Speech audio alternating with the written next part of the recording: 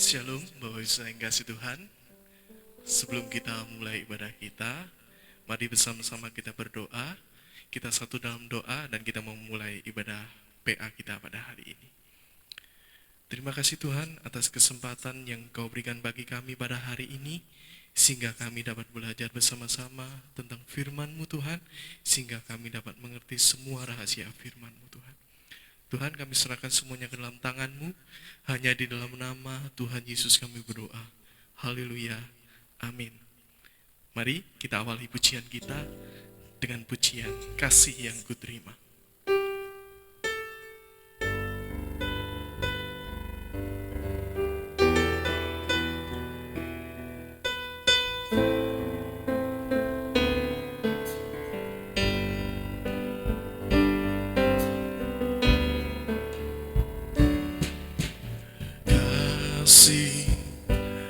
Yang kuterima dari Allah tak berkesudahan, cinta yang kurasa takkan pernah berubah. Sungguh indah Kau tak terukur anugerah-Mu, dan ku yakin setia-Mu kekal selamanya. Kasih yang kuterima,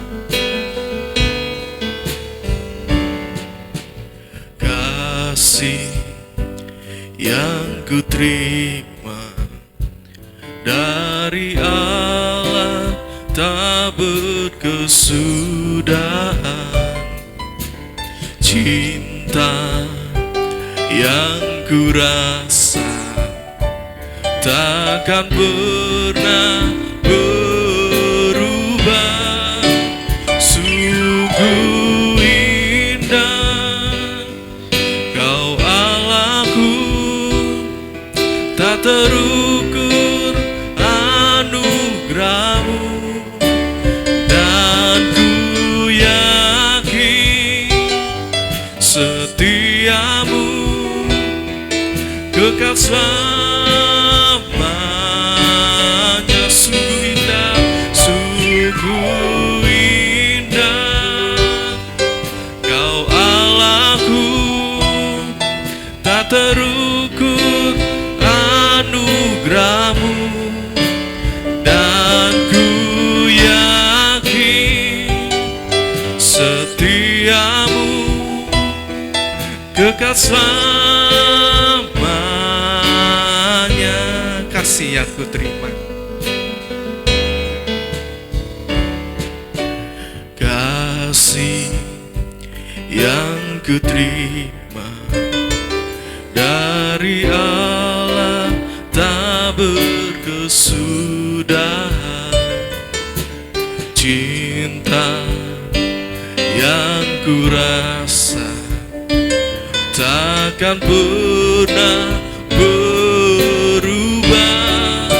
Sungguh indah Kau Allahku, tak terukur anugerah-Mu, dan ku yakin setia-Mu kekal selamanya.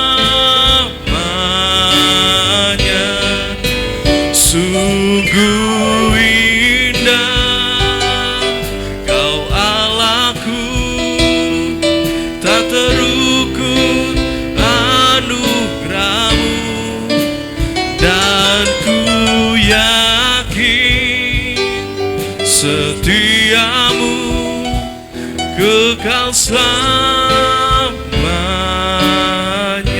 Kasih yang kuterima,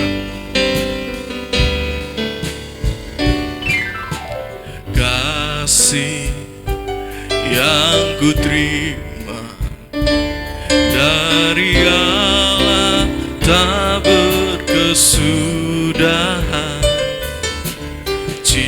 cinta yang ku rasa takkan pernah berubah. Sungguh indah Kau Allahku, tak terukur anugerahmu, dan ku yakin setiamu kekal selamanya. Sungguh indah Kau Allahku, tak terukur anugerahmu, dan ku yakin setiamu kekal selamanya. Dan ku yakin setiamu kekal selamanya.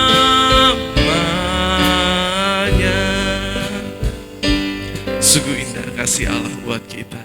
Kasihnya tidak pernah berubah, mulai dulu, sekarang, sampai selama-lamanya. Baik, kita akan masuk dalam firman Tuhan. Mari kita siapkan hati kita, dan mari kita sambut firman Tuhan dengan pujian, Jadikan Kami Satu.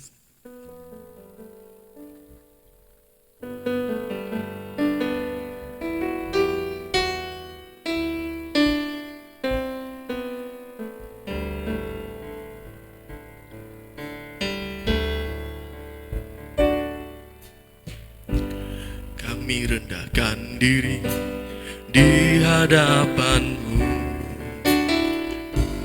membawa hancur hati saat berseru, agar kami saling melengkapi tubuh-Mu, seperti Kau dan Yesus adalah satu. Kami rendahkan diri,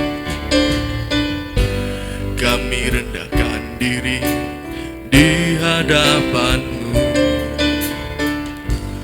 membawa hancur hati saat berseru, agar kami saling melengkapi tubuh-Mu, seperti Kau dan Yesus adalah satu.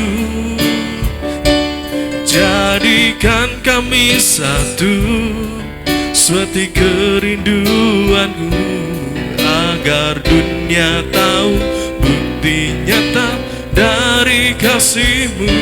Sebelum kami pergi memberitakan kasih-Mu, mulailah dari kami lebih dulu. Jadikan kami satu. Kami rendahkan diri,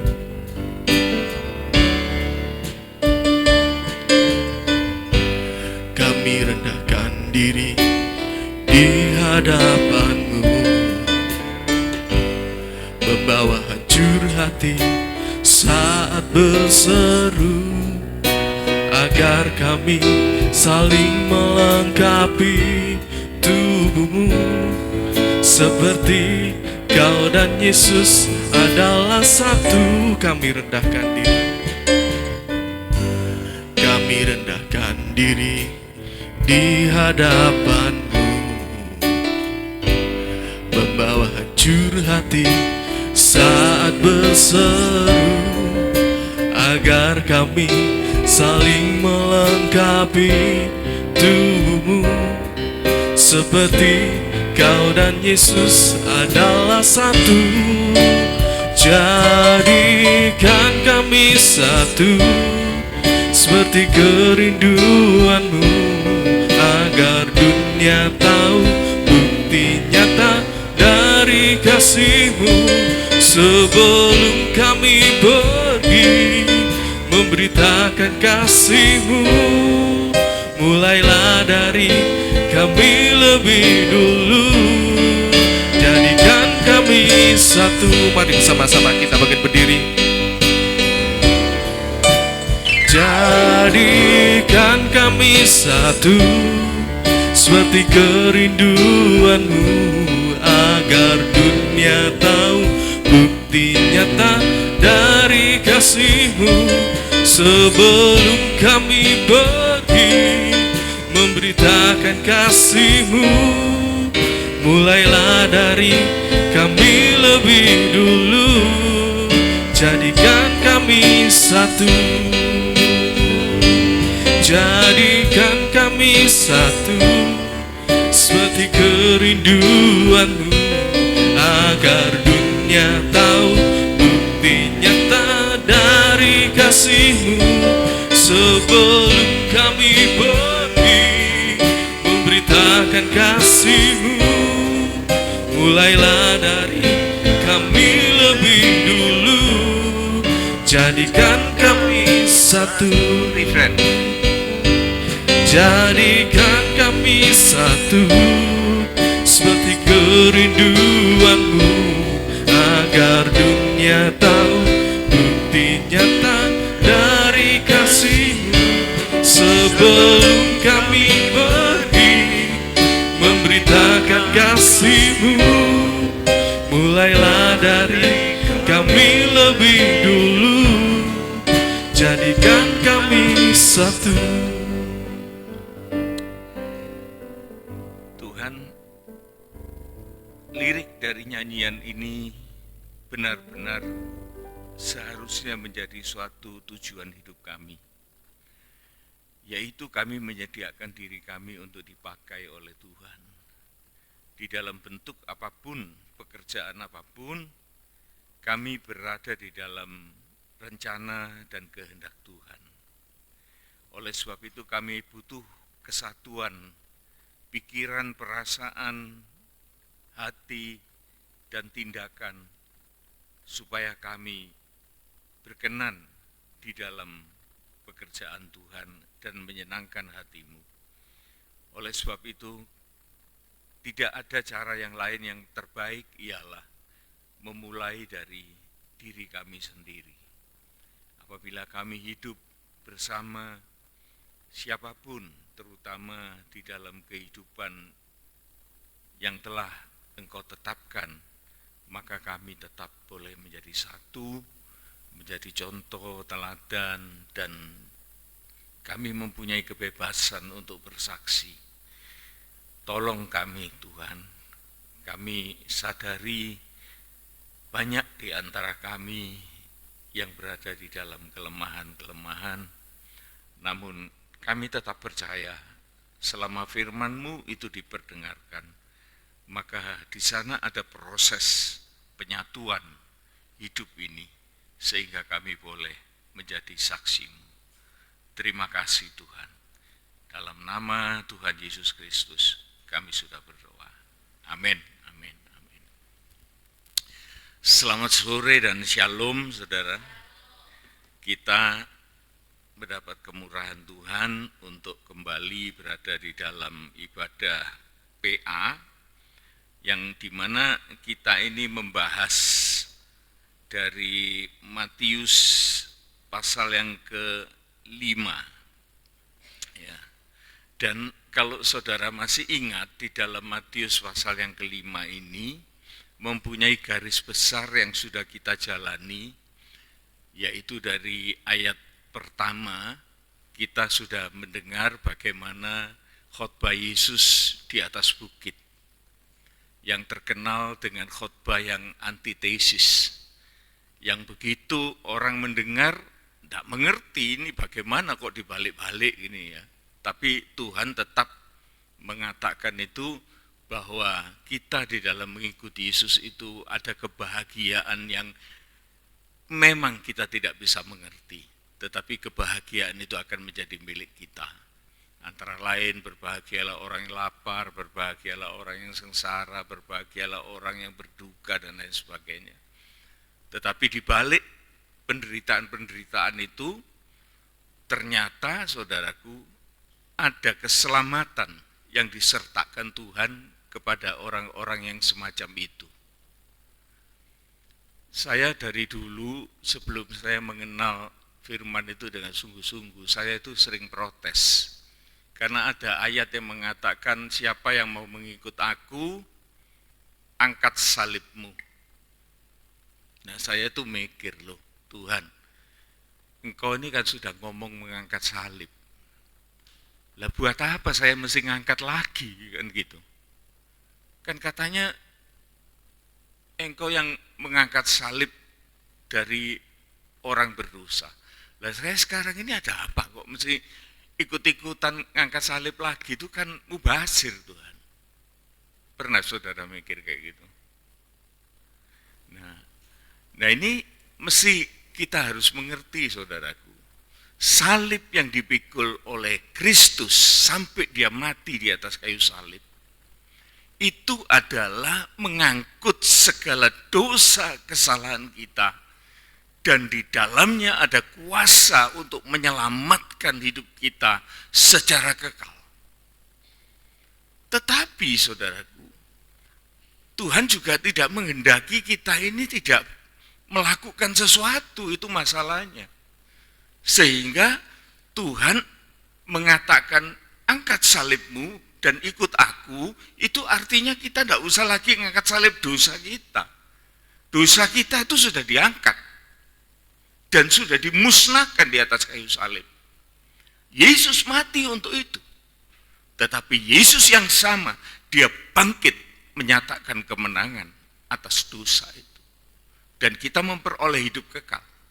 Tetapi selama kita ini masih di dalam dunia, loh, kita ini punya tanggungan saudaraku.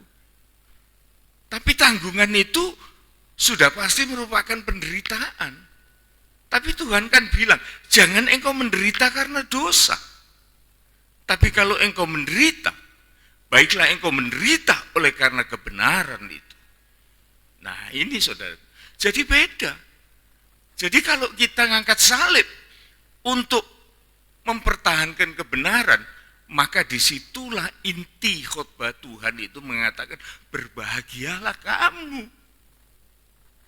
Kita tidak bisa ngerti saudaraku. Tapi kalau kita renungkan, maka Tuhan itu menyelipkan banyak kata bahagia dalam setiap kalimatnya. Itu menyatakan bahwa sungguh kita ini berada di dalam rencana Tuhan. Oleh karena memang di dalam kenyataan kita hidup di dunia ini banyak masalah. Tetapi jangan sampai kita ini mendapatkan masalah oleh karena dosa. Waduh lah itu kan konyol banget saudara ya. Jadi kita ini harus berpikiran begini saudaraku. Kalau kita itu menderita, ada sesuatu yang, wah ini kok jadi masalah sih buat saya. Coba pikirkan dulu. Jadi masalah ini karena apa? Karena perbuatan kita yang salah, atau karena kita ini melakukan suatu kebenaran, sehingga kita ini harus menerima akibat dari dunia ini. Lah, kalau sudah jelas hal itu terjadi, maka sesungguhnya kita ini berbahagia. Jadi itu yang dimaksudkan oleh Tuhan tentang kebahagiaan itu. Dan kemudian kita sudah berlanjut mengenai status kita. Kita ini menjadi garam bumi, atau orang bilang garam dunia, tetapi garam bumi. Jadi kita ini di bumi ini harus memberikan rasa, memberikan dampak. Nah ini yang saya katakan, kita bekerja dengan efisien itu baik, tetapi lebih penting dari itu adalah dampaknya, efeknya. Gitu. Jadi kalau kita ini adalah garam dunia atau garam di bumi ini, maka kita memberikan dampak, rasa kepada orang-orang di sekitar kita.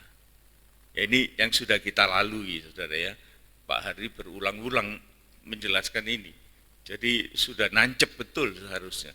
Ya, terang juga diberikan, terang itu memberikan suatu suatu kesempatan buat kita untuk bekerja sebetulnya.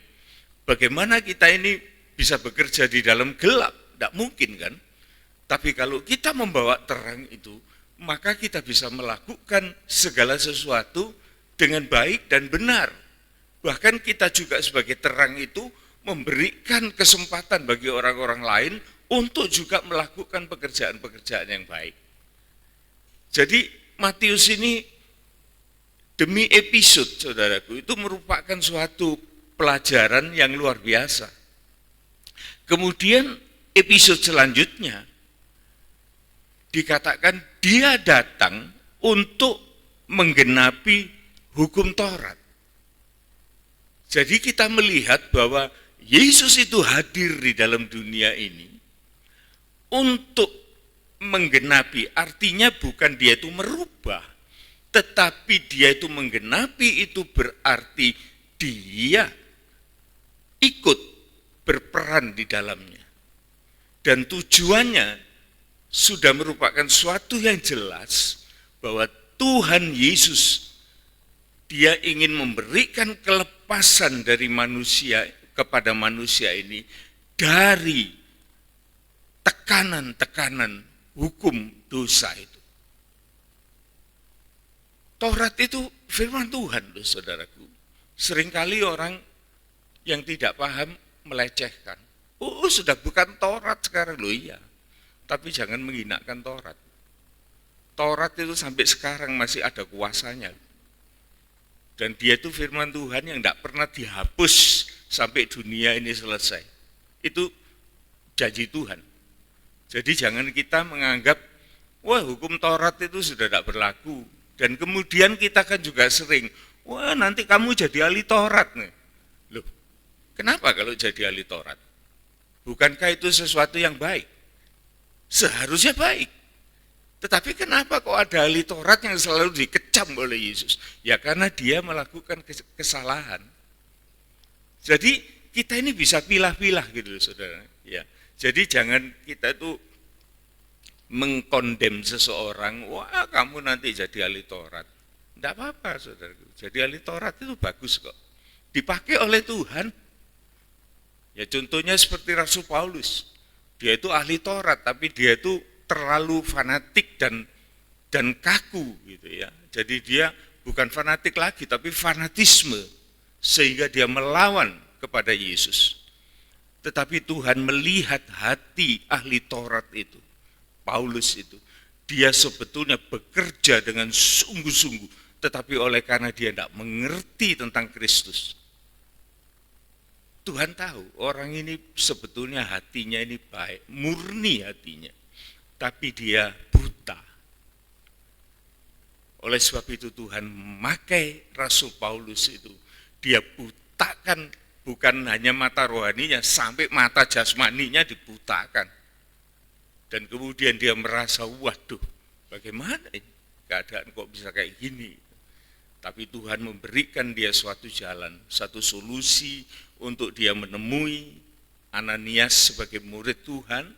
Dan justru Ananias itu orang yang kurang terkenal, orang awam, tapi dia dipakai Tuhan untuk menyembuhkan mata Paulus. Sehingga dia celik mata jasmaninya, mata rohaninya juga dicelikkan. Sehingga dia menjadi pengikut Kristus yang setia. Taurat itu, saudaraku, memang diturunkan oleh Tuhan, kan jelas itu, bahwa membuat suatu kontras gitu. Tadinya manusia itu tidak mengenal dosa, karena semuanya itu dianggap ya seperti apa yang dia pikirkan, tidak ngerti standarnya Tuhan.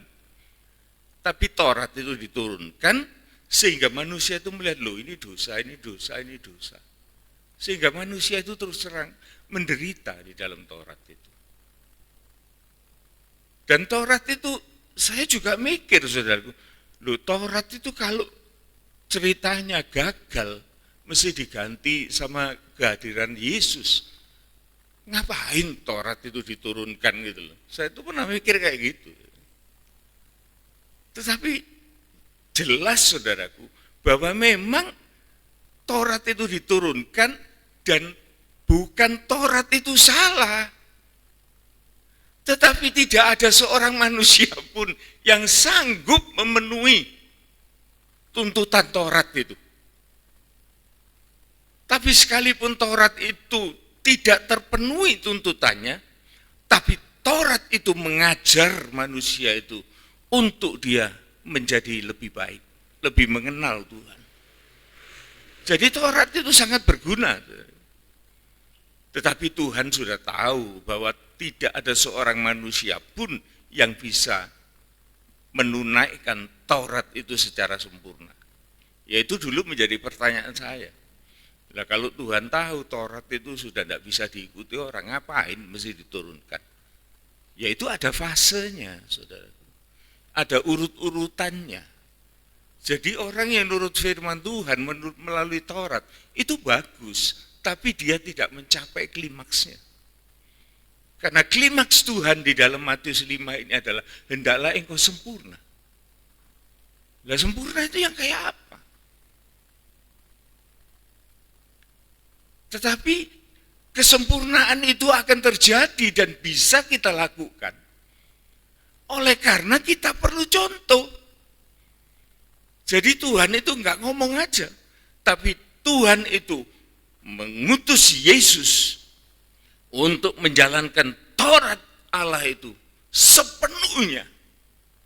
Tapi dengan satu misi bahwa dia harus menanggung segala ketidakmampuan manusia untuk dia tanggung sebagai seorang manusia.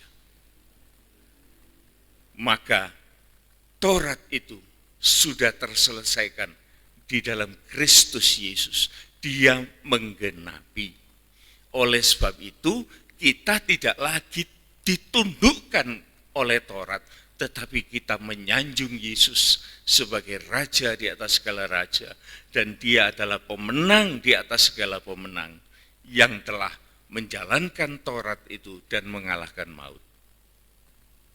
Maka kita punya pengharapan untuk kita menjadi sempurna seperti Yesus. Lah kalau Yesus sudah datang, saudaraku, dan Tuhan nuntut, hendaklah engkau sempurna. Loh bagaimana? Tidak ada contohnya, tidak ada buktinya. Tetapi dengan adanya Yesus itu melaksanakan Taurat dengan sempurna, maka Allah itu juga mengatakan, hendaklah engkau sempurna. Tapi kesempurnaan ini ya, saudara ya, kita ingat juga loh. Jangan ujuk-ujuk, wah menjadi sempurna. Enggak. Kalau itu kita teliti di dalam pengajaran tabernakel, maka kita ini harus dibenarkan dulu. Kita ini dibenarkan oleh karena kasih kemurahan Tuhan yang memberikan kita hidayah, memberikan kita iman untuk kita bisa mengaku Yesus itu sebagai Tuhan dan Juru Selamat kita. Itu kita dibenarkan dengan suatu bukti. Jadi pembenaran itu bukan dibenarkan, ya wis kamu benar dah, kamu percaya Yesus. Enggak, saudaraku, bukan itu. Makanya pengajaran ini, saudaraku, kalau kita tidak mendalami betul, maka kita juga akan sesat. Kita tidak ngerti. Saya ini beberapa hari ini mikir-mikir loh, saudaraku. Kita ini di dalam pengajaran tabernakel itu ada urut-urutannya untuk kita itu bisa menjadi sempurna. Ada halaman di mana kita bertemu dengan mezbah dan kita bertemu dengan kolam baptisan itu. Dan kemudian kita masuk lewat pimpinan Roh Kudus dan kita mulai masuk di dalam pengharapan, kesucian dan pelayanan, tahbisan. Loh, tahbisan. Tahbisan di dalam pengajaran tabernakel itu, saudara ya, dimulai dari mana? Apakah ujuk-ujuk kita itu, oh saya ditahbiskan untuk main musik, ditahbiskan jadi paduan suara, ditahbiskan jadi pendeta? Nanti dulu. Di dalam pengajaran tabernakel ini, ada tahbisan, ada pengajaran tahbisan. Lah pengajaran tahbisan ini dimulai dari mana? dari kehidupan suami istri, dari kehidupan keluarga. Jangan kita merasa sudah ditahbiskan untuk melayani, sementara di dalam kehidupan nikah kita hancur lebur. Ini tidak bisa. Tetapi saya juga menyadari, saudaraku, kalau ini diterapkan macam sekarang, tidak tahan, saudara. Tidak tahan. Jadi ada pengajaran itu, ada tahbisan. Di dalam pengajaran tahbisan itu ada kabar mempelai di sana. Yang menuntut kita menjadi kudus di dalam rumah tangga kita, di dalam pernikahan kita. Kekudusan itu yang akan membawa kita sampai kepada kesempurnaan. Bayangkan, saudara. Bayangkan. Betapa beratnya hal itu. Tapi kita tidak boleh putus asa, saudara. Ayolah kita berjalan sebisa-bisanya sudah. Oleh karena di dalam firman Tuhan yang saya baca di dalam perjanjian lama, Tuhan itu maha pemurah. Seringkali Tuhan itu memberikan kesempatan kepada orang-orang yang belum layak atau tidak layak. Tetapi Tuhan berikan kesempatan dengan keadaan darurat. Tuhan itu berkemurahan. Orang bisa melayani bait Allah. Orang bisa makan bagiannya imam-imam. Padahal mereka itu tidak layak. Tetapi Tuhan memberikan kemurahan. Di dalam keadaan yang darurat, Tuhan itu memberikan kemurahan untuk melakukan itu. Kita ini berada di dalam kemurahan Tuhan, saudaraku. Jangan dibilang kita ini sudah hebat. Bukan, belum. Sama sekali belum. Tetapi kalau kita itu bisa ke gereja, mau tergerak untuk mendengar firman Tuhan, mau tergerak untuk berkorban waktu, berkorban lelah dan lain sebagainya, tenaga, kita itu berada di dalam kemurahan Tuhan. Ini yang harus kita ingat, saudaraku. Jadi jangan sampai kita ini merasa sudah menjadi hebat dan kita melupakan kemurahan Tuhan. Ya. Ini yang kita sudah lewati, yaitu Yesus datang untuk memberikan suatu pemahaman yang baru supaya kita hidup di dalam kebebasan, dan Taurat yang tadinya itu mengurung kita, mengungkung kita, tapi sekarang Taurat itu sudah dirangkum selesai dan perjanjian-perjanjian Tuhan itu tidak lagi merupakan ancaman, tetapi masuk di dalam pikiran dan perasaan kita. Tuhan menuliskan janji-janji itu bukan sebagai kurungan, tetapi di dalam hati kita, dan kita memerintah atas kehidupan kita. Jadi itu urut-urutannya yang dimaui oleh Tuhan, saudaraku ya. Dan kemudian mulai Tuhan mengajarkan untuk praktek. Jangan engkau membunuh, oleh karena membenci itu adalah sumber daripada niat untuk pembunuhan. Jadi jangan kita membenci orang dan lain sebagainya. Dan lebih dalam lagi Tuhan mengatakan tentang jangan ada perzinahan. Nah ini sudah mulai keras, saudara. Mulai keras ini, sudah masuk di dalam kehidupan nikah, sudah mulai koreksi. Ya. Entah gimana perasaan saudara. Tapi saya percaya, saudaraku, Tuhan akan beri kemampuan dan kekuatan buat kita. Tidak apa-apa. Saya ingat istilahnya orang Jawa itu ya, dosa. Orang Jawa bilang dosa. Apa itu Pak, dosa? Nek adus kroso. Ya. Jadi kalau kita ini luka karena dosa, kemudian kita mandi, apalagi airnya asin, ada garamnya, jingkat, saudara ya. Tapi ya begitu itu, dengan begitu akan menjadi cepat sembuh, jadi bukan tambah sakit, tapi akan menjadi kesembuhan bagi jiwa kita. Ya. Jangan kita merusak kehidupan nikah itu dengan dosa-dosa berzina dan lain sebagainya. Nah, itu sudah kita lewati, saudara ya, sudah kita lewati.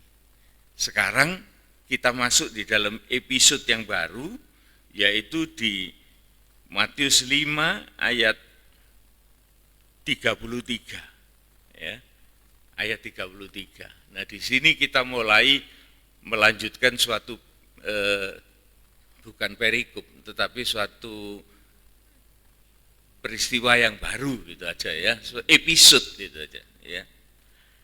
Ayat 33 mengatakan dari Matius 5, kita baca dengan seksama. Kamu telah mendengar pula yang difirmankan kepada nenek moyang kita, jangan bersumpah palsu. Kalau gitu sumpah itu boleh enggak? Ya, enggak. Yang dilarang ini sumpah palsu. Kalau sumpah yang benar boleh enggak? Makanya kadang orang Kristen bilang, oh, enggak boleh bersumpah. Boleh, saudaraku. Boleh. Loh, kita nyanyi dari tadi tuh, kita itu ngomong, orang sumpah itu kan seperti orang janji. Orang bernasar. Orang bernasar itu bisa ngomong sama orang, aku janji begini, begini, begini. Tapi juga janji dengan Tuhan, bisa kita ngomong lewat nyanyian ini. Loh, kita ini tanpa sadar loh saudaraku, kita ini janji loh. Kita itu bernasar. Jadikan kami satu. Itu kan nasar. Nah kalau sudah jadi satu mau apa? Kan harus ada follow up-nya.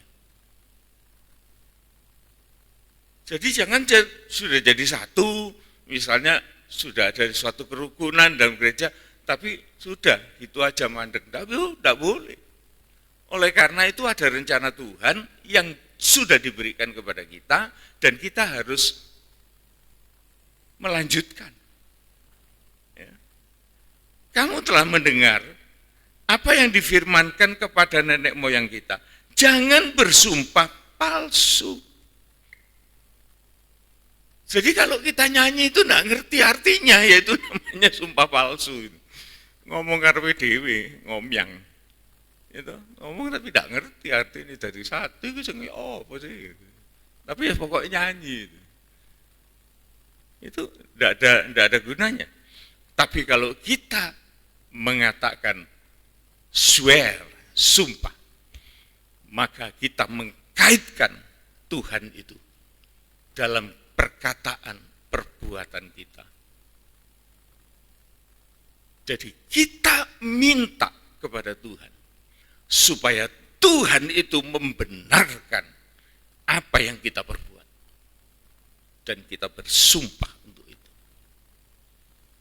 Nah, saudara ya, ayat selanjutnya mengatakan, melainkan peganglah sumpahmu itu di depan Tuhan.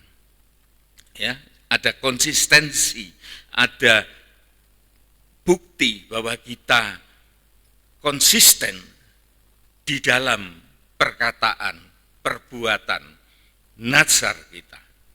Ayat 34, tetapi aku berkata kepadamu, jangan sekali-kali bersumpah, baik demi langit, karena langit itu adalah takhta Allah, maupun demi bumi, karena bumi itu adalah tumpuan kakinya, atau demi Yerusalem, karena Yerusalem itu adalah kota raja yang besar. Jadi kalau kita sumpah, saudaraku, atau bernasar, atau berjanji kepada Tuhan, langsung aja kepada Tuhan. Kita tidak perlu ngomong melalui Yerusalem, melalui langit, melalui bumi. Nanti Tuhan ngomong loh. Kalau kita ini ngomong sumpah demi langit, Langit itu adalah takhta Allah. Di mana Allah itu ada di situ. Seperti halnya kita juga bersumpah demi nama Tuhan. Di bumi tumpuan kaki Tuhan. Maka Tuhan pun juga akan terikut di dalam sumpah kita. Kita sumpah demi Yerusalem. Yerusalem itu adalah takhta Tuhan. Kota yang kudus. Maka jikalau kita sumpah demi itu, maka kita mengkaitkan juga sumpah kita kepada Allah. Tetapi sumpah ini, saudaraku, pernah dipermainkan oleh orang. Pernah dipermainkan oleh orang. Orang siapa ini? Oleh ahli-ahli Taurat, oleh Farisi. Orang-orang ini, saudaraku, benar-benar merupakan sesuatu yang tidak mengerti arti sesungguhnya, dan dia selalu mengambil dan membelokkan hukum-hukum Allah itu untuk menjadi keuntungan pribadi. Saya ulangi ya, ayat 34. Tetapi aku berkata kepadamu, jangan engkau bersumpah baik langit, karena langit itu adalah takhta Allah. Maka kita juga akan mencakup Allah yang berada di langit. Maupun demi bumi, karena itu adalah tumpuan kakinya. Atau demi Yerusalem, karena Yerusalem itu adalah kota Allah, Raja yang besar. Kemudian, jangan juga engkau bersumpah demi kepalamu, karena engkau tidak berkuasa memutihkan atau menghitamkan sehelai rambutmu. Lah ini, saudara. Ini kita lihat di dalam Matius 23. Di sana orang-orang ahli Taurat itu mempermainkan hal ini. Kalau kita baca ya, ayat 16 dari pasal 23. Celaka kamu, hai pemimpin-pemimpin buta, yang berkata, bersumpah demi bait suci. Sumpah itu tidak sah. Loh, kok bisa tidak sah? Bait suci itu tempat Allah bersemayam.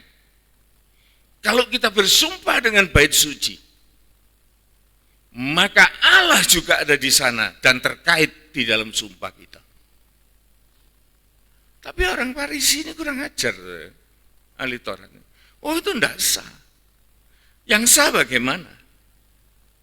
Bersumpah demi bait suci, sumpah itu tidak sah.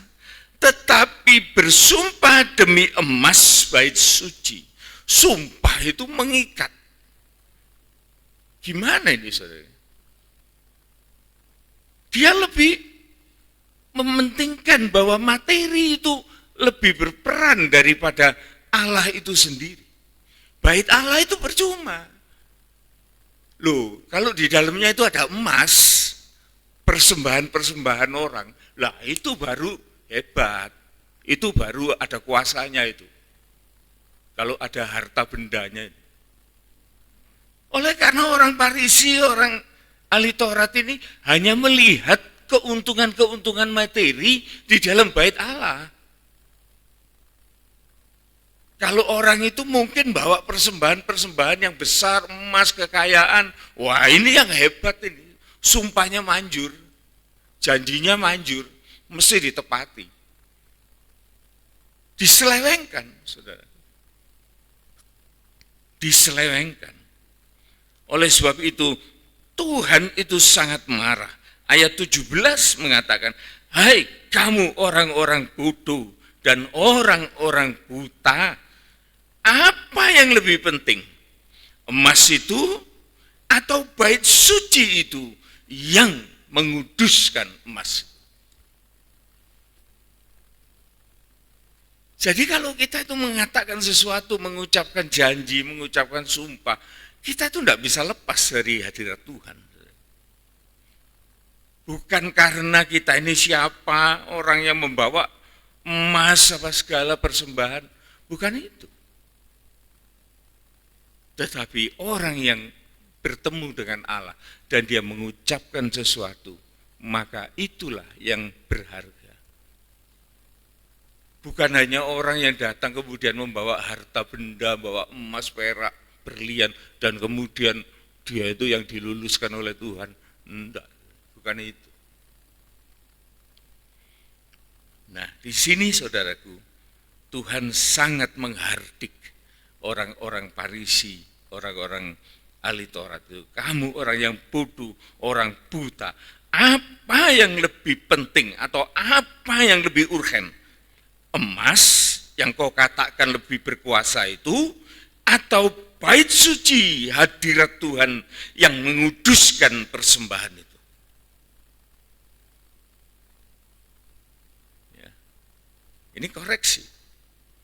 Kemudian ayat yang ke-18, bersumpah demi mezbah, sumpah itu tidak sah. Ini kata orang ahli Taurat. Tetapi bersumpah demi persembahan yang ada di atasnya, sumpah itu mengikat. Bagaimana ini saudara? Orang bisa dibohongi kayak gini. Jadi kalau ada orang itu membawa persembahan-persembahan, kemudian dia memohon sesuatu bernasar kepada Allah, para imam itu bilang, ya ini yang betul ini. Ini lain kali bawa lebih banyak. Kalau kamu minta apa nanti, oh Tuhan izinkan. Lah kurang ajar. Hati-hati. Seringkali orang-orang Kristen ini ketipu. Bawa persembahan. Ya enggak salah saudaraku bawa persembahan itu, pendetanya ya seneng kok. Tetapi pendeta itu harus meluruskan, persembahan itu bukan untuk sesuatu balas-balesan, enggak. Tetapi Allah itu membalaskan kalau kita ini ketemu dengan Tuhan. Makanya Tuhan itu kalau mengecam ya, orang buta, orang bodoh, itu artinya apa? Orang yang tidak bisa ngelihat, orang yang tidak mau mikir gitu. Lah ini dipelihara di dalam gereja Tuhan. Tidak boleh.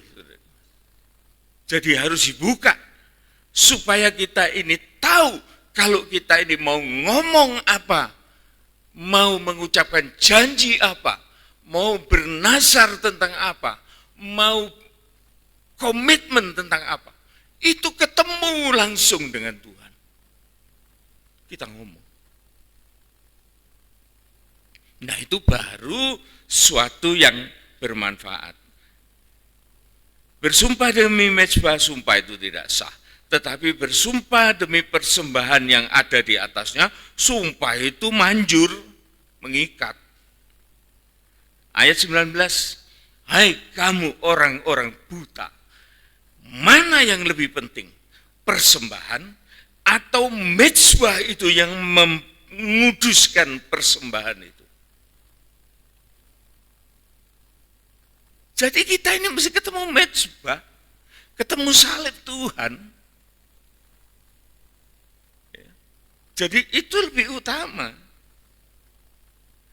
Karena barang siapa bersumpah demi mezbah, ia bersumpah demi mezbah dan juga demi segala sesuatu yang terletak di atasnya. Mezbah itu adalah salib Kristus. Dan jikalau kita mau datang kepada Tuhan, kepada mezbah itu, maka kita juga harus mengerti siapa yang tergantung di atas mezbah itu.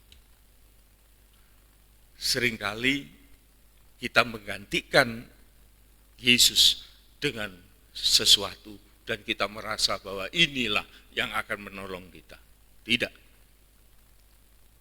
Tuhan mengatakan, karena itu barang siapa yang bersumpah demi mezbah, ia bersumpah demi mezbah itu dan juga demi segala sesuatu yang terletak di atasnya.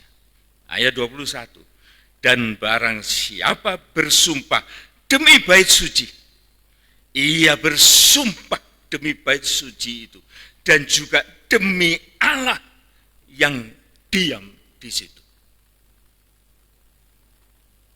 Jadi kita ini tahu loh saudaraku. Jadi tapi Tuhan tidak menghendaki kita itu bertele-tele, tapi Tuhan mengatakan engkau jangan bersumpah demi benda-benda itu, tapi engkau lebih praktis, engkau datang kepada Tuhan. Tapi kalaupun kita ini bersumpah demi bait suci, demi mezbah, demi apa, maka kita mengkaitkan Tuhan. Kita bersumpah demi langit, demi bumi, itu juga Tuhan ada di situ. Jadi hati-hati dengan omongan kita.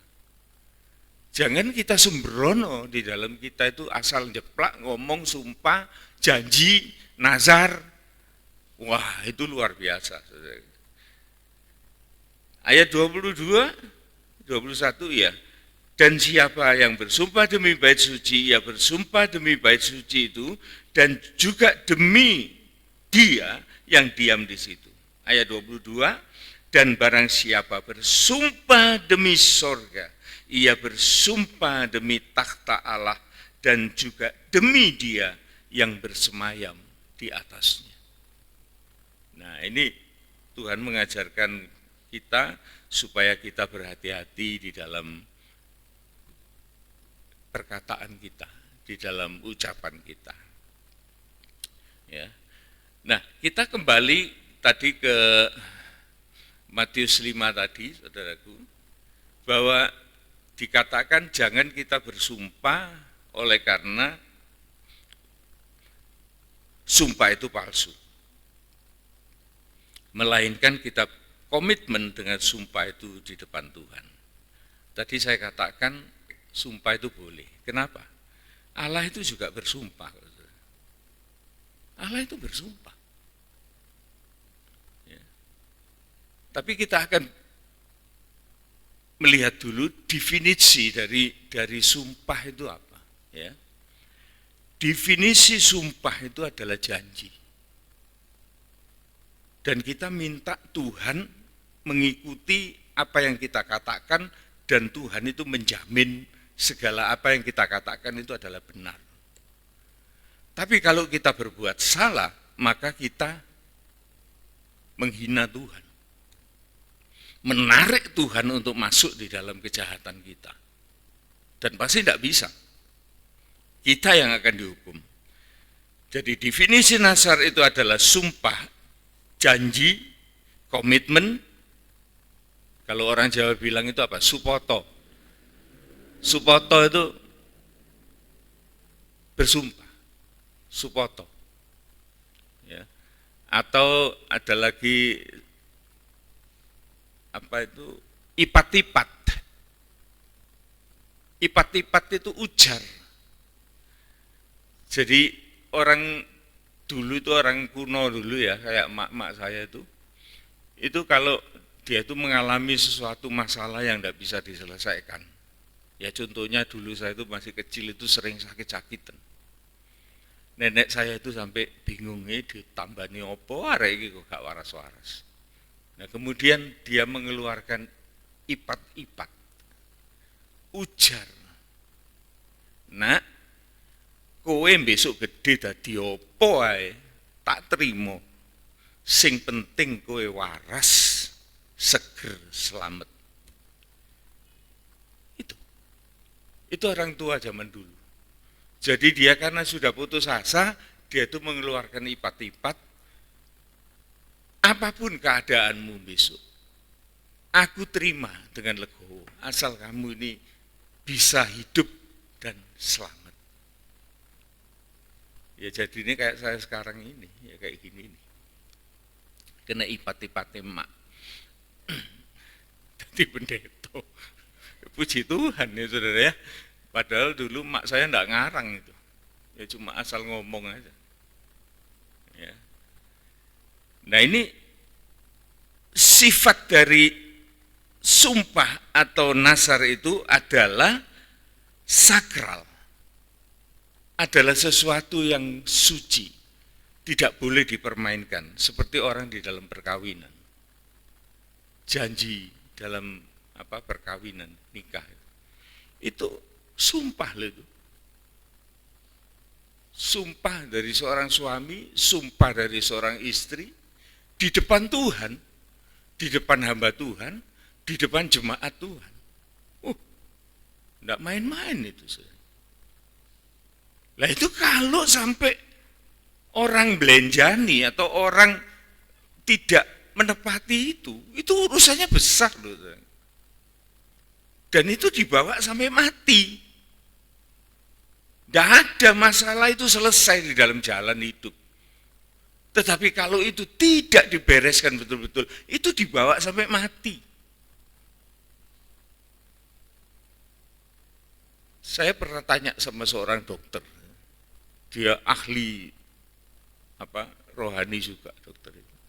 Saya bilang, dok, orang ini hidup ini kan bisa berpikir itu kan punya utek. Buktinya kalau dia itu sudah tua, pikun, uteknya rusak, dia tidak bisa mikir, banyak lupa. Nah kalau dia itu mati, uteknya roh itu di mana? Pernah kita mikir gitu. Jadi kita ini bisa mikir karena punya kepala, di dalamnya ada otak. Tetapi kalau kita ini mati, rohnya keluar, roh itu punya otak enggak?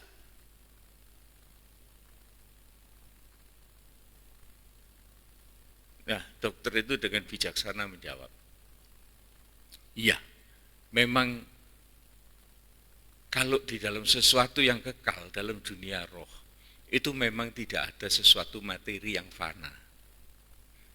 Karena yang fana itu akan tertinggal.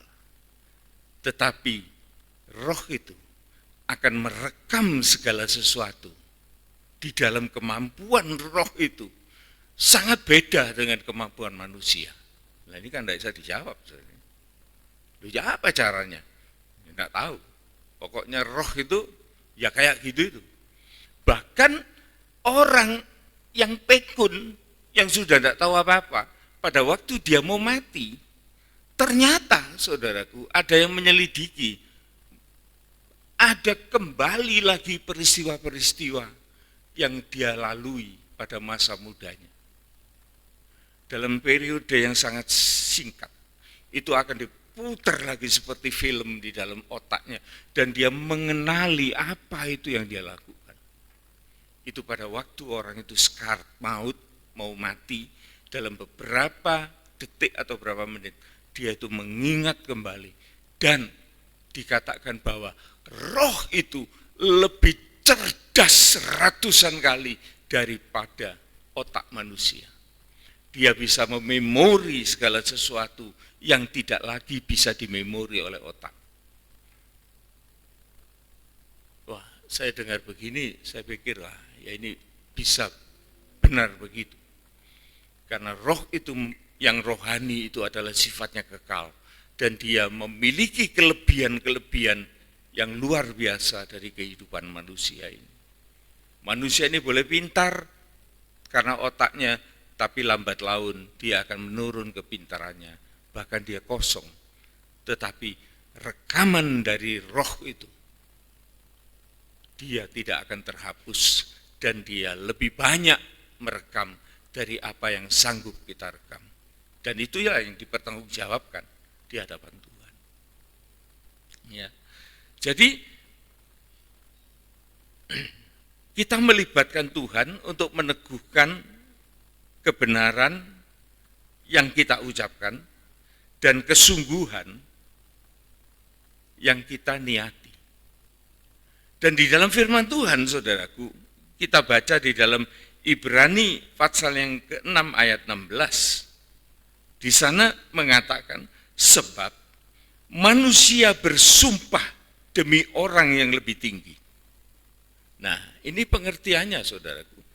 Kita ini di bumi ini bisa dituntut sumpah dengan yang lebih tinggi. Artinya yang lebih kompeten gitu loh.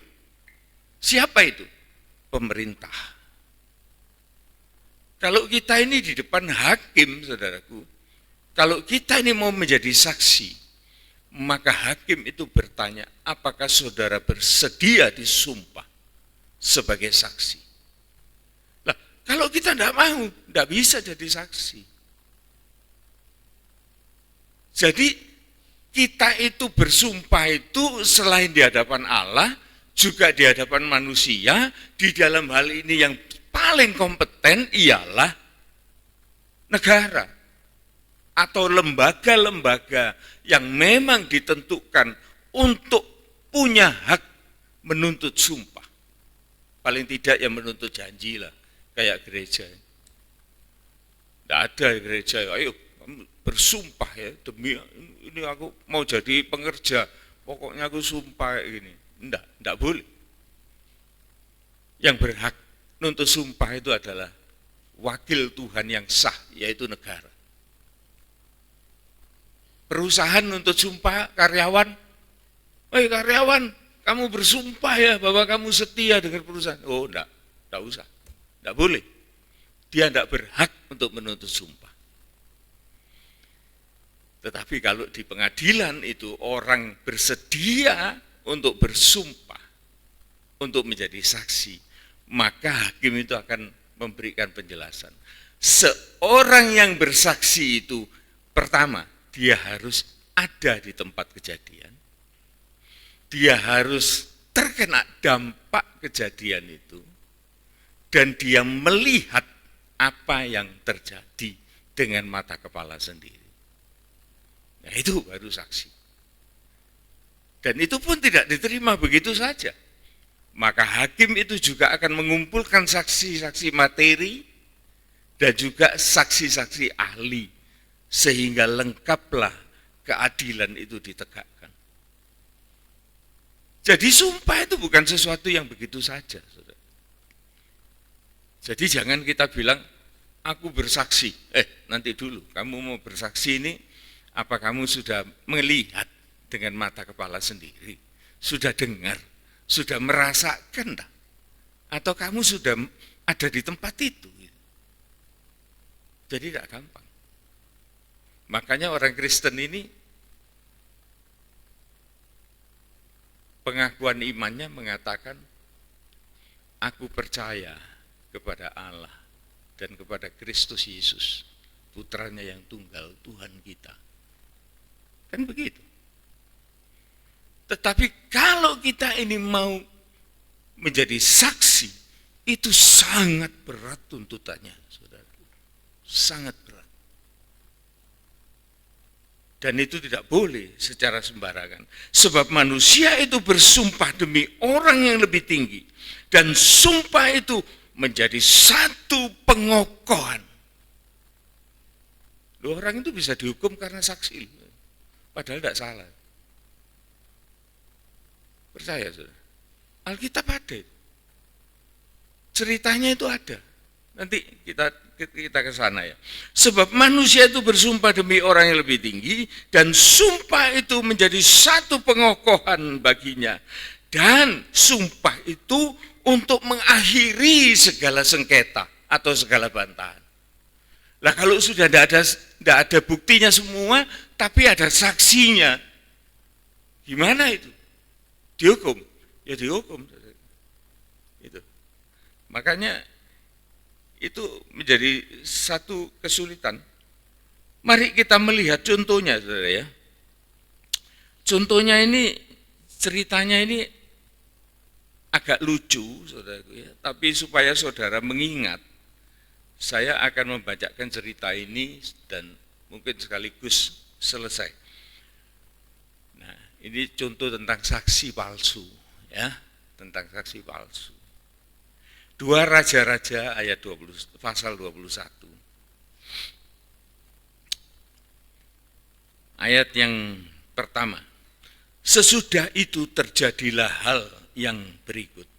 Nabot, orang Yisrael, mempunyai kebun anggur di Yisrael, di samping istana Ahab, Raja Samaria.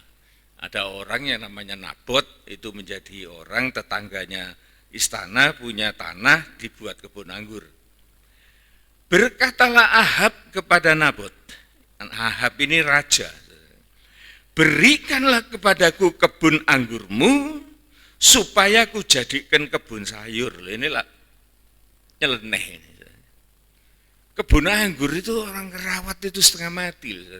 kebun anggur itu ibaratnya kayak gereja.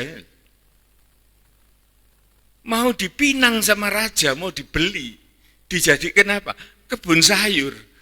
Loh ya apa sih? Anggur dijadikan kebun sayur. Ini kan suatu yang tidak kena gitu ya. Lah, terus terang pasti Nabot ini tidak senang hati diperlakukan begitu.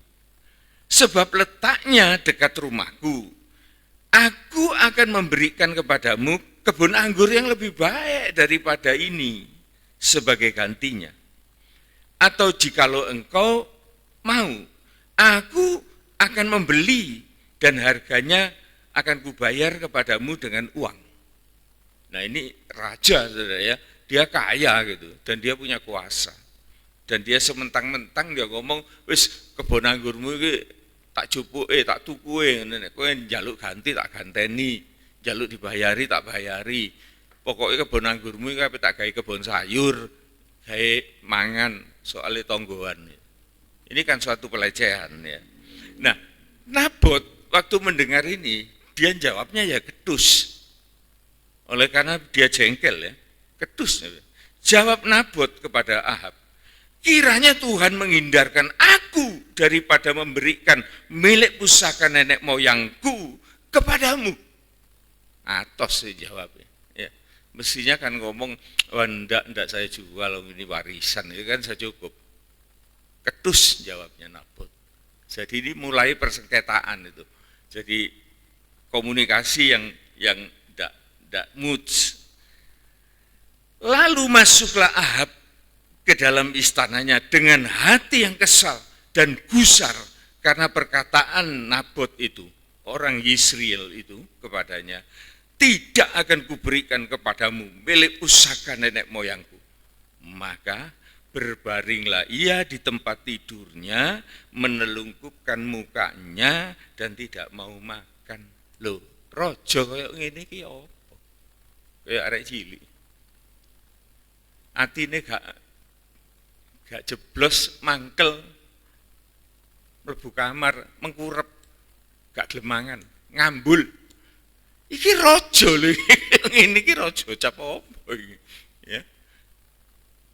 Dan ini orang laki-laki loh, ini seorang suami loh, ini raja, tapi dia punya moral mental sangat buruk. Dia tidak bisa menyelesaikan sesuatu itu dengan hati yang baik. Tapi dia menunjukkan ekspresi bahwa dia tidak suka dengan orang dan dia tidak mau makan, merongkol, gondok istilahnya ya. Dan dia mengkurap, tidak mau makan, jegot mogok ya. Lalu datanglah Isabel, istrinya, dan berkata kepadanya, apa sebabnya hatimu kesal sehingga engkau ini tidak makan? Istrinya ini punya perhatian. Ya. Lihat suaminya kayak gitu, kok sakno itu ya. Dia tanya, olah apa sih mas kok kowe iki mangkel-mangkel olah apa? Gak mangan ta? Baik ya istrinya, Isabel. Apa sebabnya hatimu kesal sehingga engkau tidak makan? Lalu jawab Ahab kepadanya, sebab aku telah berkata kepada Nabot orang Yisrael itu, berikan kepadaku kebun anggurmu dengan bayaran uang, atau jika engkau lebih suka, aku akan memberikan kebun anggur kepadamu sebagai gantinya. Tetapi sautnya, tidak akan kuberikan kepadamu kebun anggur. Ya, jadi ini dua-dua ini antara Ahab dengan Nabot ini terjadi sengketa. Tapi Ahab ini sebagai seorang raja kita bisa membaca, tidak sepatutnya dia berbuat begitu. Dan istri ini sekalipun punya perhatian, tetapi istri ini juga tidak bijaksana. Ayat 7, kata Isabel istrinya kepadanya, bukankah engkau sekarang ini seorang raja atas Israel? Bangun, makan, dan gembiralah hatimu. Aku akan memberikan kepadamu kebun anggur Nabot orang Yisrael itu. Nah, ini istri mulai inisiatif, dia memegang peranan dan dia mau menunjukkan bahwa dia lebih berkuasa dari seorang raja. Oleh sebab itu gereja GPT ini paling anti sama Isabel. Perempuan tidak boleh ngajar, nanti jadi Isabel. Cuma dalam hati saya itu yang mahatin, mau sore bujuku ini Isabel. Ya, jadi itu ya ini sekedar cuma kita ngomong aja. Tidak semua istri lah Isabel. Isabel baru satu ini kok. Terus kebiahuyah itu semua istri adalah Isabel. Oh, tidak boleh melok-melok. Ya tidak gitu lah. Ya. Istrinya mengatakan, kamu kan raja. Ayo bangun, mangan. Gembira hatimu. Aku akan membawa kebun anggur Nabot itu supaya menjadi milikmu. Nah, kemudian ia menulis surat atas nama Ahab, memeteraikan dengan meterai raja. Nah ini sudah dia menggunakan kekuasaan rajanya itu, lalu mengirim surat kepada tua-tua. Lah, dia mulai memfitnah dalam hal ini. Dan pemuka-pemuka yang diam sekota dengan Nabot.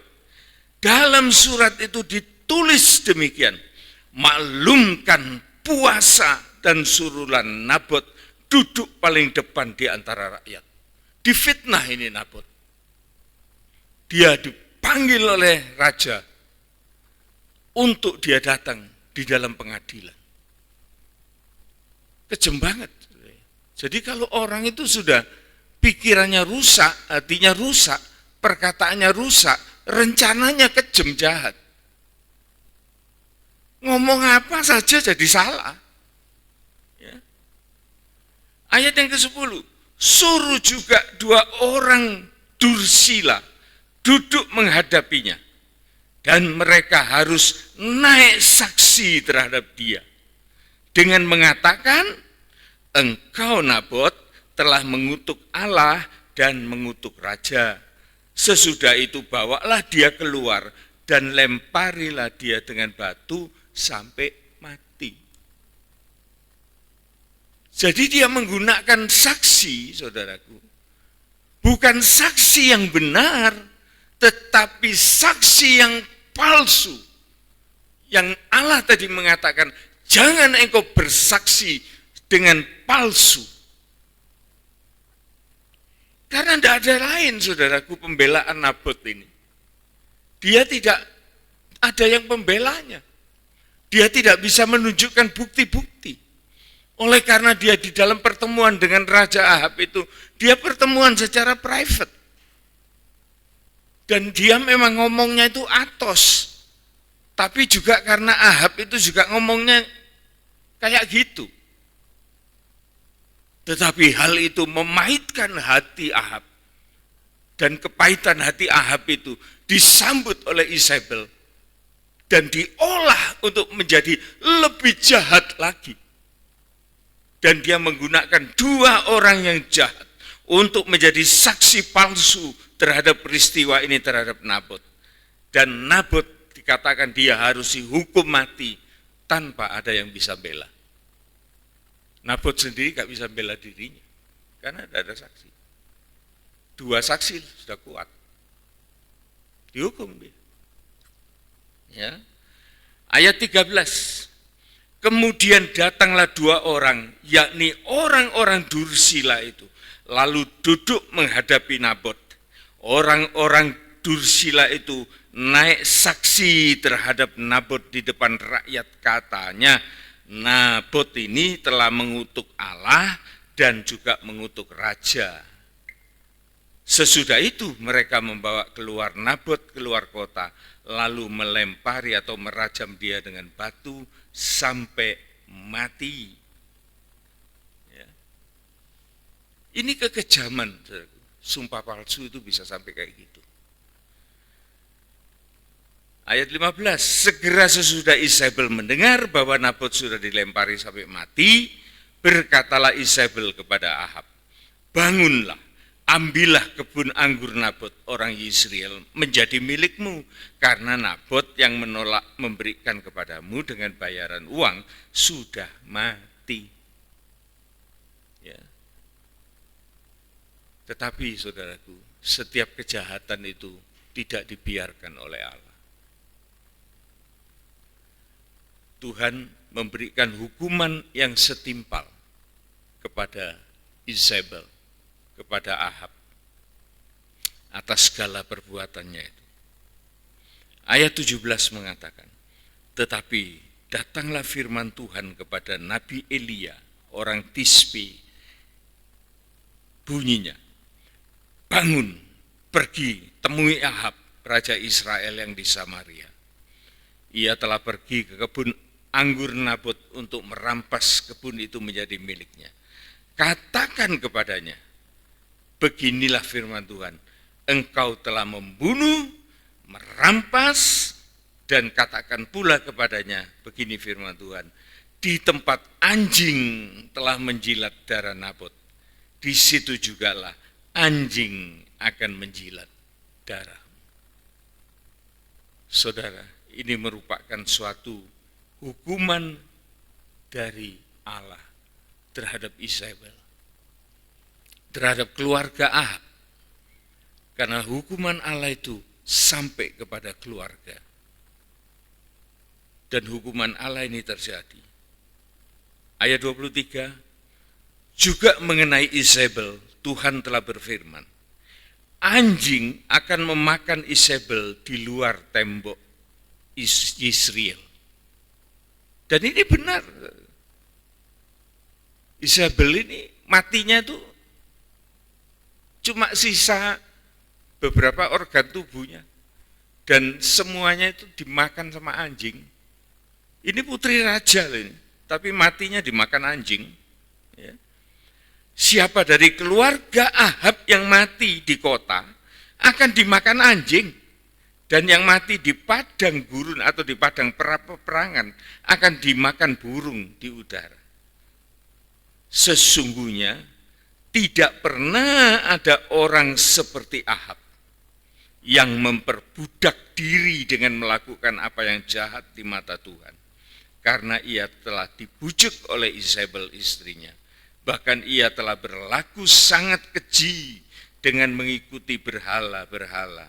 Tepat seperti yang dilakukan oleh orang Amori yang telah dihalau Tuhan dari depan orang Israel.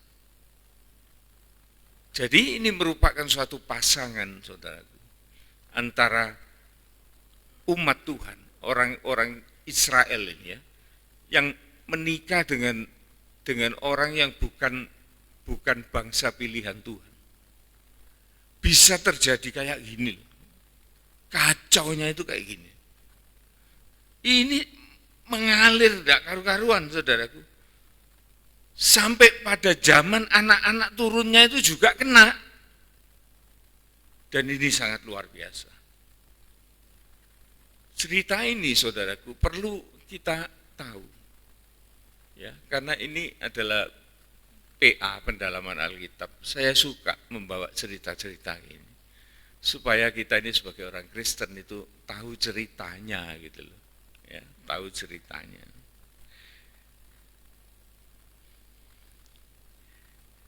Nah, ada lagi saudaraku yang cukup mengerikan kalau kita mau tahu bagaimana sesuatu nazar, suatu janji, suatu sumpah itu tidak digenapi. Sebagai penutup, ya, saya akan membawa cerita lagi. Ceritanya ini ada di dalam perjanjian baru. Kalau tadi itu ada di perjanjian lama.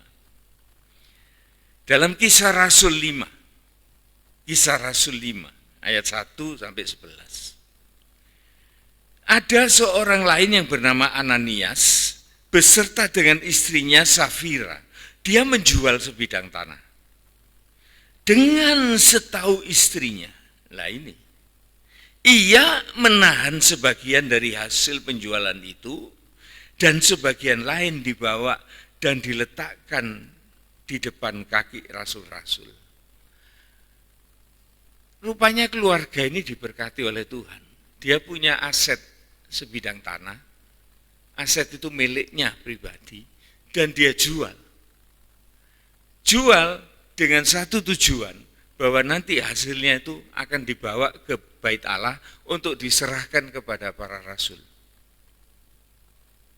Tetapi pada waktu dia terima uang itu, waktu dia hitung, kok eman, masa dikekno kabeh. Lumang janjimu ya apa lho, yang mamang saiki iki akeh. Ya kekno separuh ae mari. Rembukan sama istrinya. Istrinya bilang, "Iya wis kekno separuh ae. Separuh kantong ngono ae kayak blonjo." Ya. Nah, kemudian uang itu dibawa. Ya, dibawa diletakkan depan. Tapi Petrus itu berkata, "Ananias, mengapa hatimu itu dikuasai iblis sehingga engkau dusta terhadap Roh Kudus dengan cara engkau menahan sebagian dari hasil penjualan tanah itu?" Dan ini tidak ada suatu ketulusan, tidak ada suatu kebenaran, tetapi ada suatu pengurangan dari janjinya yang dia ucapkan kepada Tuhan. Dan dia membawa itu tidak penuh janji itu kepada Tuhan. Kemudian Petrus mengatakan, selama tanah itu tidak dijual, bukankah itu tetap menjadi hakmu? Dan setelah tanah itu kau jual, bukankah uang hasil itu ada di dalam kuasamu? Kecuali kalau di luar kekuasaannya loh. Itu miliknya loh itu. Waktu belum dijual itu miliknya. Setelah dijual, uang itu miliknya. Tetapi mengapa dia tidak jujur dengan segala berkat miliknya itu?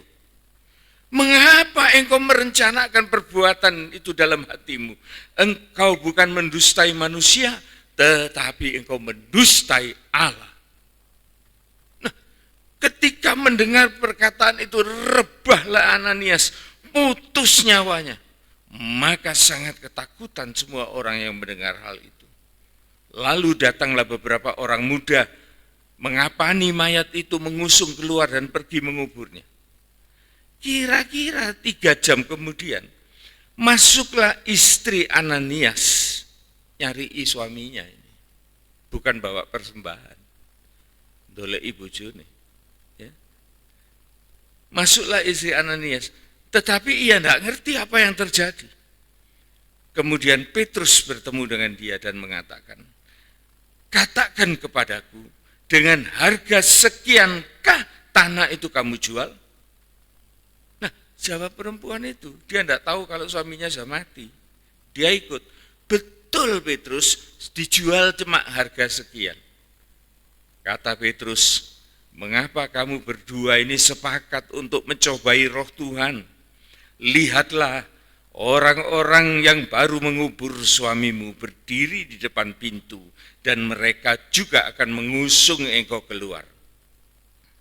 Lalu rebahlah perempuan itu seketika itu juga di depan kaki Petrus, dan putus nyawanya.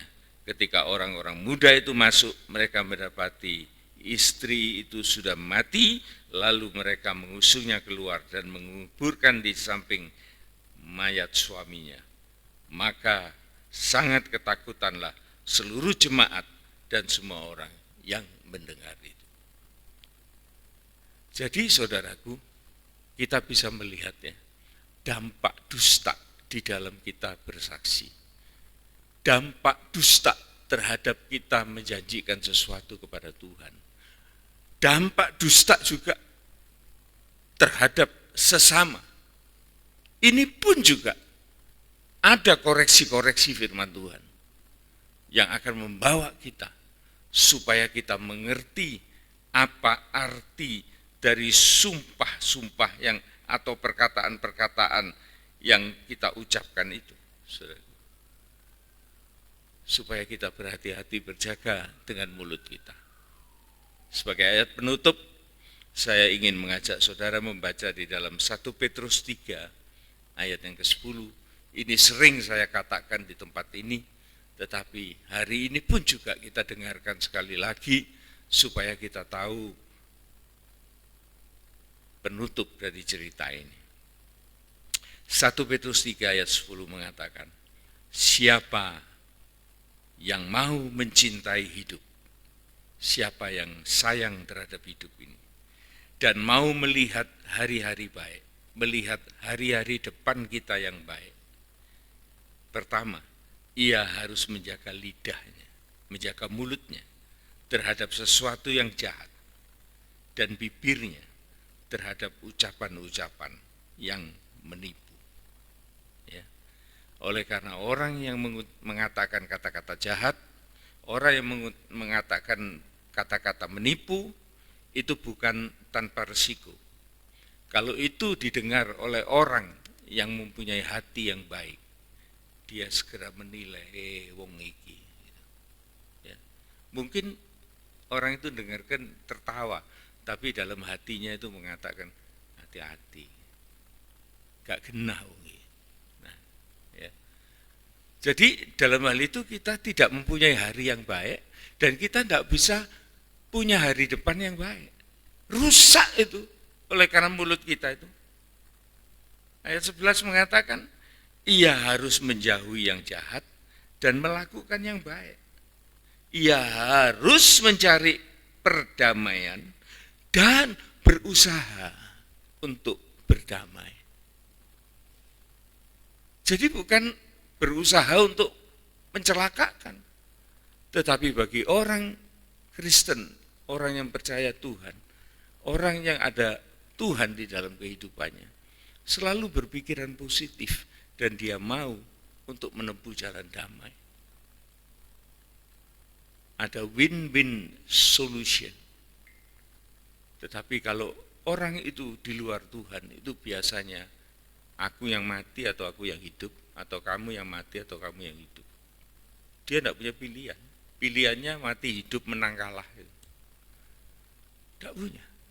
Tetapi kalau orang itu cinta damai, dia mencari win-win solution supaya tidak ada yang dirugikan dan semua bisa menerima satu yang baik. Kalau bahasa Jawanya itu dikatakan menang tanpa ngasorake. Jadi sekalipun kita itu menang, kita itu tidak merendahkan orang. Ya. Nah ini namanya kita itu cinta damai. Jangan seperti apa yang kita baca tadi sebagai Ahab, Isabel dan lain sebagainya itu tidak punya rasa-rasa semacam itu. Pokoknya dia tidak suka, mati. Pakai kekuasaan, pakai saksi-saksi dusta dan lain sebagainya. Ini bagian episode yang sebetulnya ada kelanjutannya.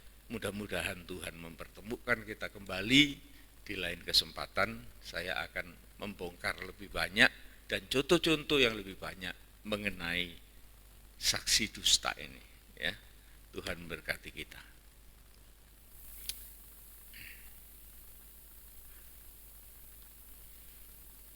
Pilihkan nyanyian, pilihkan.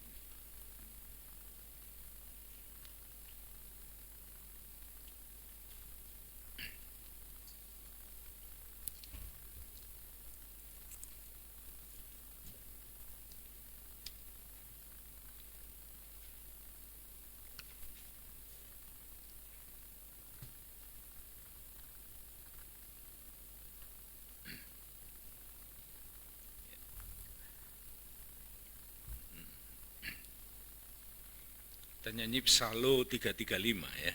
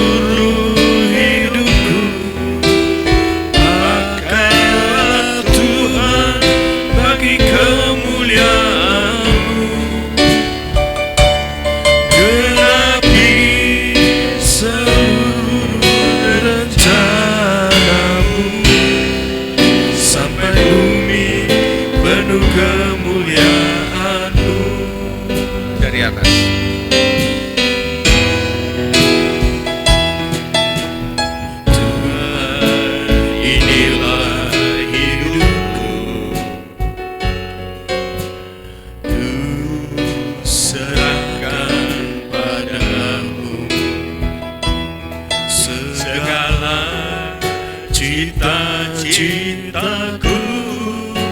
masa depanku menjadi milikmu.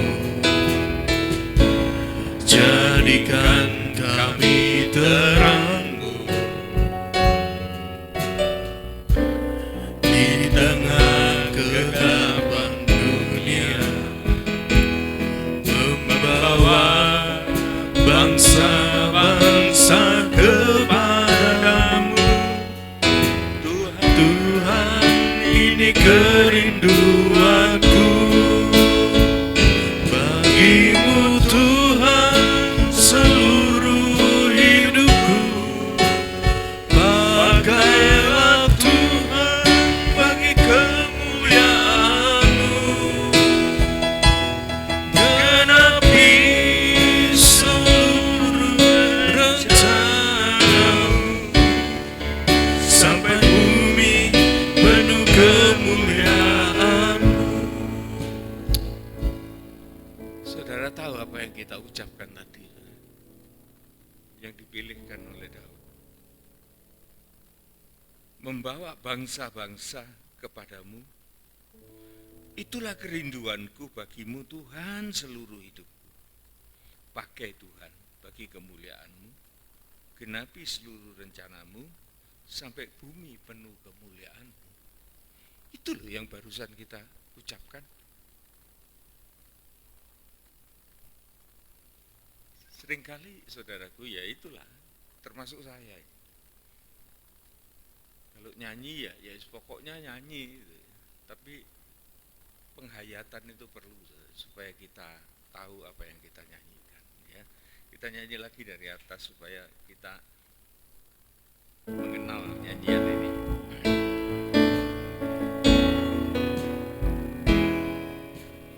Tuhan, inilah hidupku, ku serahkan padamu segala cita-citaku, masa depanku menjadi milikmu. Jadikan kami terangmu di tengah kegelapan dunia, membawa bangsa-bangsa kepadamu. Tuhan, ini kerinduanku bagimu Tuhan, seluruh hidupku. Pakailah Tuhan bagi kemuliaan-Mu, genapi seluruh rencana-Mu, sampai bumi penuh kemuliaan. Bagimu Tuhan, kita bangkit berdiri. Bagimu Tuhan, seluruh hidupku. Pakailah Tuhan bagi kemuliaan-Mu, genapi seluruh rencana-Mu, sampai bumi penuh kemuliaan-Mu. Tuhan, inilah ucapan kami yang kami perdengarkan di dalam rumah Tuhan. Kami meyakini Tuhan, tanpa pertolongan-Mu, maka hal ini tidak akan mungkin terjadi. Tetapi sedemikian juga tanpa kami berusaha, maka tidak ada kuasa yang Engkau anugerahkan kepada kami. Oleh sebab itu Tuhan, ajarkan kami untuk percaya akan firman-Mu, sehingga kami memiliki suatu niat dan suatu minat untuk kami melakukan sesuatu bagi segala apa yang kami katakan. Maka Engkau akan menyambut, akan memberikan kuasa pertolongan-Mu, dan Engkau akan bekerja sama dengan kami untuk menjadikan sesuatu yang baik. Oleh karena kami mengasihi Engkau. Tuhan, inilah janji Tuhan yang kami akan lakukan, dan kami juga berjanji di hadapan Engkau lewat pujian, lewat perkataan, apapun yang kami lakukan, supaya semuanya ini terwujud untuk menjadi kemuliaan nama-Mu. Saat ini Tuhan juga kami berdoa untuk adik Irin yang di dalam keadaan sakit. Tuhan, ampuni segala keteledorannya. Ampuni Tuhan, supaya di dalam pengampunan-Mu, kesembuhan dan pertolongan Tuhan itu terjadi. Supaya kami semua boleh memelihara bait Allah ini dengan baik dan tidak berlaku teledor terhadap kesehatan kami. Namun Tuhan, kami mohonkan uluran tangan kasih-Mu, kuasa pemulihan-Mu, supaya adik ini mendapat kesembuhan dan kesehatannya kembali. Juga kami berdoa untuk Ibu Syuju di dalam keadaan sakit juga. Tuhan, kami mohonkan juga kemurahan Tuhan, jamahan tangan kasih-Mu untuk menolong pemulihan dari Ibu Syuju ini. Demikian juga dengan saudara-saudara kami yang lain yang berada di dalam kebutuhan apapun yang mereka butuhkan. Tuhan, tolonglah mereka dalam kesehatannya, di dalam usahanya, di dalam apapun yang dia lakukan, biar ada pertolongan Tuhan yang menyertainya. Terima kasih Tuhan. Saudara-saudaraku yang dikasihi Tuhan, terimalah sekarang segala berkat, anugerah, kasih sayang, damai sejahtera, sukacita surgawi, keselamatan yang kekal dari Allah Bapa, Putra, dan Roh Kudus menyertai kita semua mulai dari saat ini sampai Tuhan Yesus datang kembali. Pulanglah beserta dengan segala berkat ini pun juga ditambahkan dengan berkat-berkat jasmaniah untuk kami boleh hidup layak di bumi ini dan juga dimampukan untuk menjadi berkat bagi sesama. Dalam nama Tuhan Yesus Kristus kami sudah berdoa. Amin. Amin. Tuhan berkati.